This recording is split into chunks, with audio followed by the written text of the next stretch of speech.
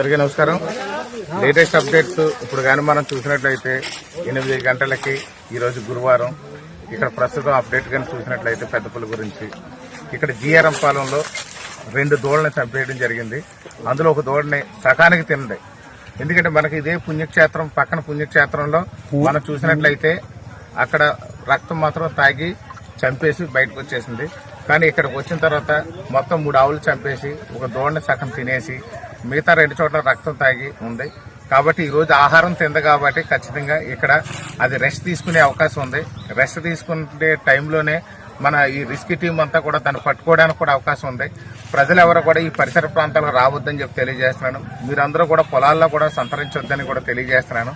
ఇప్పుడు ఈ రోజు ఎట్టి పరిస్థితుల్లో దాన్ని పట్టుకునే విధంగా అధికారులందరూ కూడా ప్రయత్నాలు చేస్తున్నారు. ఎందుకంటే ఇక్కడ ఇది దొరికే ప్లేస్ గా కూడా అనుకూలంగా ఉందనే విధంగా కూడా అధికారులు తెలియజేస్తున్నారు. కాబట్టి ఎవరు కూడా భయభ్రాంతులు కావద్దు, మీరు జాగ్రత్తలు పాటించండి. ఇప్పటికీ చుట్టుపక్కల గ్రామాల్లో స్కూల్స్ అన్ని కూడా సెలవులు ప్రకటించాము. కాబట్టి ప్రజలందరూ కూడా ఇక్కడ సమన్వయం పాటించండి. ఎవరు కూడా అనవసరంగా ఇక్కడ వద్దు. ఎందుకంటే ఇప్పుడు తింద కాబట్టి అది ఎక్కడో పొదల్లో దాక్కుని ఉంది. మళ్ళీ ఆహారం కోసం సగం తిన్న ఆవుని అది మళ్ళీ తినడానికి వస్తుందని చెప్పి అధికారులు తెలియజేస్తున్నారు. కాబట్టి ఈ పరిసర ప్రాంతాలకు దయచేసి ఎవరు రావద్దని చెప్పి తెలియజేస్తున్నారు. Thank you.